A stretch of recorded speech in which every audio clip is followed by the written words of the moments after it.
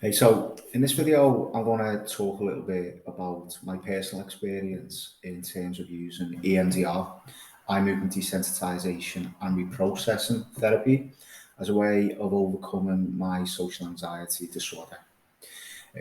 So I was probably from like mid-teens. I did used to suffer a lot with social anxiety disorder. So often this presented itself in the sense that I was excessively quiet in certain situations, almost kind of having like panic type symptoms when I was expected to speak. Just the words kind of wouldn't come to mind. I'd be kind of frozen.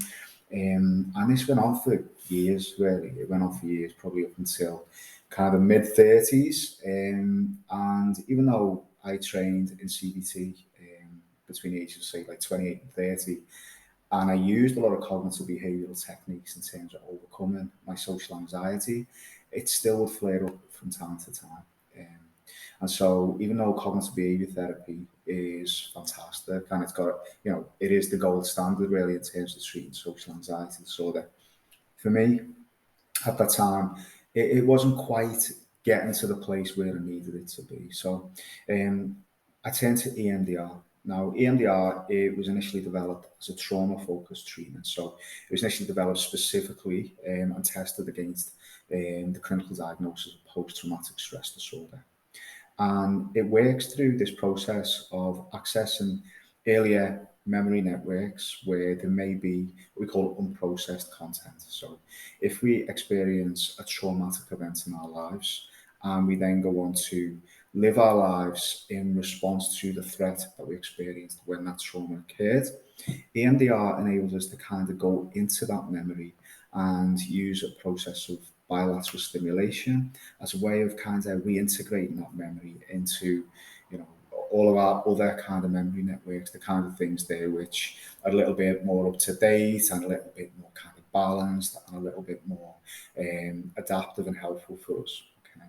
So from an EMDR perspective, comparing it to CBT, so CBT primarily is a here and now therapy. So when we're working with social anxiety disorder, we are targeting particularly a sense of social threat. Okay, so the reason I was feeling anxious in certain social situations was because at a deep level, I was perceiving a social situation as being a potential threat to me. So, it would be a fear of coming across as being, say, weak, or a fear of appearing nervous, or a fear of or the threat of showing vulnerability in some way, and then anticipating people would reject me for that, or they would ridicule me, or I would feel shamed, etc. Now, cognitive behavior therapy is really good at changing a lot of the factors there in the here and now that maintain the social anxiety. So we know that the role of attention plays a big part in it. So when we go into a social situation, so that I don't feel that sense of anxiety, often we become very self-conscious, which kind of makes things a lot worse because then I'm looking out for signs of anxiety, shaking, blushing and all that kind of stuff. And then we also use safety behaviours as well as a way of just getting through. So everything, safety behaviours could be not saying a lot in a conversation, always trying to say the right thing, or sometimes, if there's physical symptoms we're trying not to exhibit, it might like showing how little I shake by holding onto a pen, or for me, largely it was about avoidance. So I was avoiding social situations, certain types of situations where, I was at risk of this social anxiety kicking off for me. So in a cognitive behavioral sense, we would train you to change the way you think, reappraise the nature of the social threat, and do a bit of, we would drop our safety behaviors and we would do a bit of attention work so that we're not always kind of focusing on getting by, yeah, and not letting the bad thing happen. Okay. So as a CBT therapist, I'm well versed and I can, in that process, and I was using a lot of it on myself. But from time to time, there was still that kind of sense there, that sense that I was, at risk of kind of really experiencing this social anxiety, having a flare up. And I was still using avoidance a lot. I was still using avoidance, and there were certain situations that I felt I didn't want to engage in. Then I would make excuses for not kind of going, etc. So when I trained in EMDR and when I started to, explore its broader applications beyond PTSD and trauma-focused presentations, I started to consider how that would relate to my presentation of social anxiety, my social anxiety problem. What I did, I started to kind of conceptualize a little bit what those early experiences were, those, trauma memories, what those were in relation to my current presentation. So working with the theme there of this belief that I held about myself, that I was kind of less than, not good enough, weak compared to other people, and how that related to that sense of social threat. So I started to look at some of those early experiences where these beliefs were encoded. And what what I was kind of always aware of was that actually early experiences at school were problematic for me. And these kind of carried on through, teen years. Yeah, there were a lot of instances there where, there was actual social threat.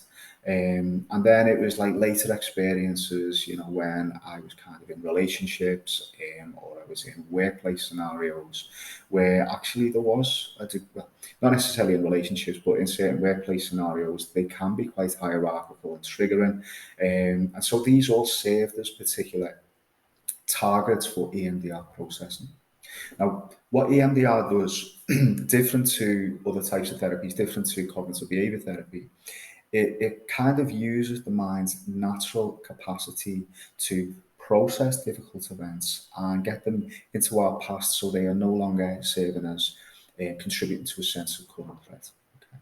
So what it does, we will use eye movements, or we will use, I've got some buzzing equipment, so we hold all these little buzzers which do alternate stimulation, or we'll use kind of clicks or sounds in the ear. And what these do is they kind of stimulate the left and right hemispheres of the brain while we sit with this memory constellation. So we will revisit some memory, we will look at the image, we will look at the negative belief tied up in it, we will look at the emotion that we experience, we'll see where it's located in the body, and we'll come up with an adaptive, more balanced belief. Okay, something else that we can reappraise this memory with. Okay. And what we then do is we will kind of sit there with these buzzers, or with eye movements, and we will kind of sit with the memory, and we will look at the content, and we'll just allow the mind to do its work. We'll allow the mind to kind of look at the memory, make new connections, new perspectives, process the emotional content. And through the course of EMDR, what we typically find is that are able to reappraise what that event means to us when we remember it today. We are able to, we don't react to it at the same degree of emotional intensity. And we're also feeling a little bit more resourced when we come through the EMDR process. So for me personally, going into a bit of, personal disclosure and stuff like that. So some of those early memories, really early on at school. So I was quite a short guy at school, I was quite small, and just naturally in a hierarchical environment, quite a boisterous environment in North Liverpool. It was competitive and there was bullying. I used to get bullied quite often, singled out, less than, etc. And as a consequence of these very, very early experiences, all the way down to, primary school, I started to internalize this belief, this less than belief. Okay. On top of that, there was also, had quite a bullying headmaster at that school. And one very specific memory that was coming up for me when I was working through this EMDR conceptualization process was this headmaster on 3 occasions actually singling me out for things that I hadn't actually done. Yeah? And one of those involved in being quite physically abusive to me.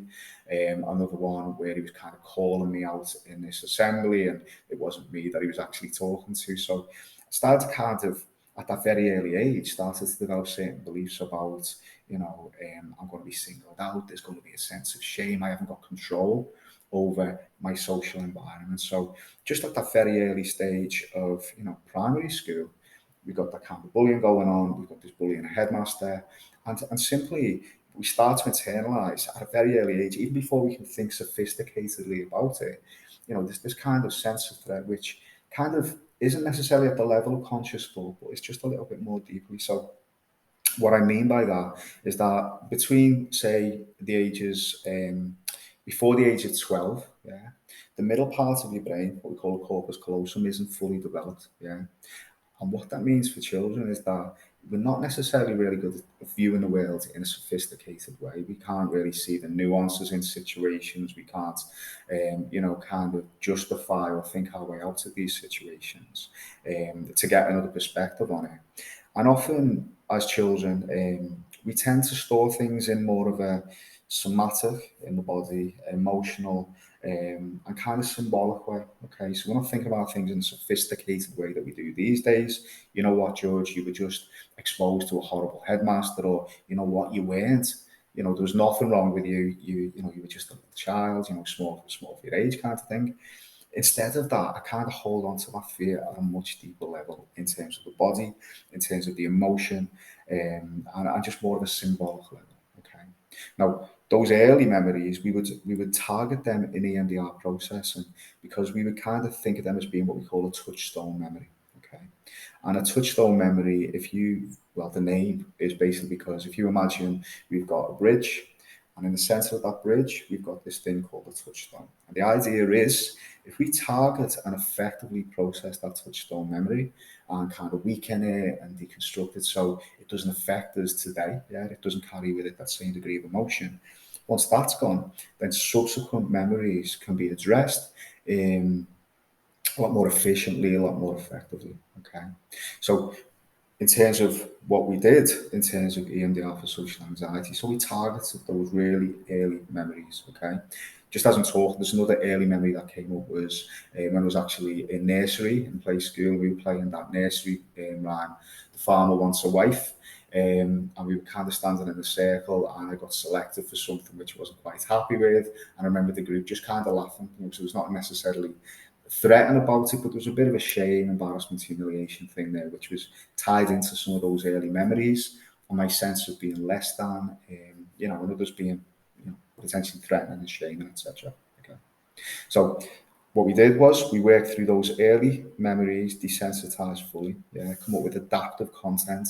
I'm safe today, yeah, I'm good enough as I am, etc. And in the EMDR process, what we do is it's an 8-phase protocol, and we identify our targets. We will develop certain resources so we can process the memory in a nice, safe, appropriate way, and then we'll do our desensitization work. So that's literally where we've got a lot of that eye movement stuff, but we've got our buzzers.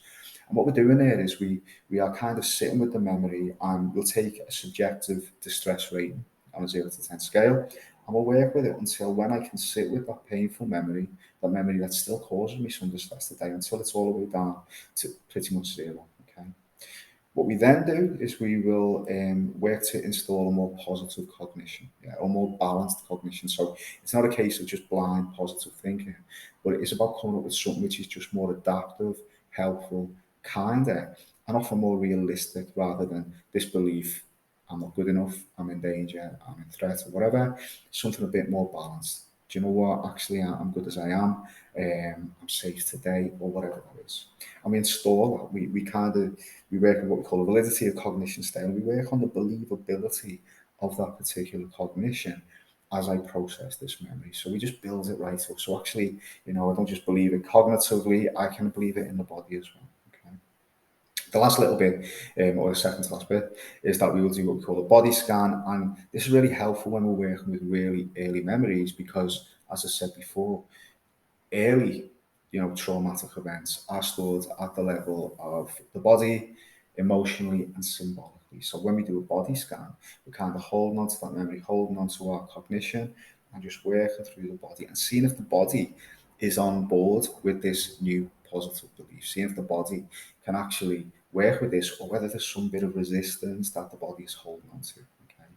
And then we will close the session down, we will review and see whether it actually worked, whether it did the trick. Okay. And then we grade it in a very kind of gradual way. We will work through our timeline of related events. So for me, it was working on those very early events and then working through some of the events that happened in school, yeah, senior school. And again, a boisterous North Liverpool school, there were lots of events of violence, humiliation, things like that. I laugh about it now. I don't laugh about it in a kind of passive way. Obviously, it's really emotive to talk about, but it doesn't affect me in the way that it used to. Yeah, I think for a long time, probably up to again late 30s, I did carry with me a sense of social threat, quite a big sense of social threat, relating to some of the kind of early experiences that I had. Yeah, and certainly those experiences at school. School was a tough place. School, was a very hierarchical place. Yeah, the hierarchy is true there. You've got your kind of popular kids, you've got, you're the cocks of the school and stuff like that. And then, you've got the kind of hierarchy where actually there's those lower levels where we're just getting by. Do you know what I mean? School isn't necessarily a pleasant place, a welcome place. And that's why we often see the development of social anxiety kind of emerging from adolescence. And we will develop things like mind reading as a strategy for getting through the place and through it. We'll predict what we think other people are thinking. All these kind of strategies make sense in a hierarchical environment like school. They're just less effective when we get into less hierarchical places like relationships, workplace, and other things like that. Okay, so in terms of working through it, so I was working through and desensitizing myself to all of those memories. And then it's a case of testing it out, yeah. And so this is the bit which I found most pronounced in terms of working with social anxiety. So all of a sudden, literally, through using EMDR, just one day I recognized that the type of stuff I would usually avoid, the type of situations that would usually cause me a bit of anxiety and get me overthinking, I simply wasn't bothered. Yeah, it was almost like I forgot to be anxious about it. Okay. So, and again, with CBT can be quite an active thing. We are deliberately getting you to, positive automatic thought or balanced automatic thought in response to a negative automatic thought. It can be quite active and it should be quite active. The benefit for me from the EMDR for social anxiety, it was almost like I didn't have to try. Yeah. It was almost like I just forget. Well, I literally did forget about it. Okay. I feel this particular talk is quite pronounced for me at the moment, simply because I'm about to go to a meeting just round the corner, go to a meeting which typically would generate some of that social anxiety for me. And even in my mind, I can hear those little kind of narratives, kind of going through there.